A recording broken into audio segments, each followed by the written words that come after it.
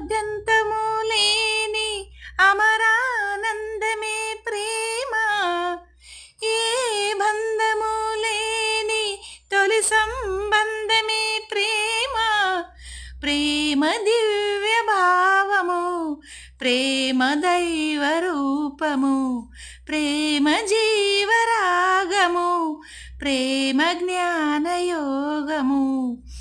మనసున పారే సెలయేరు ప్రేమ, అలసట తీర్చే చిరుగాలి ప్రేమ.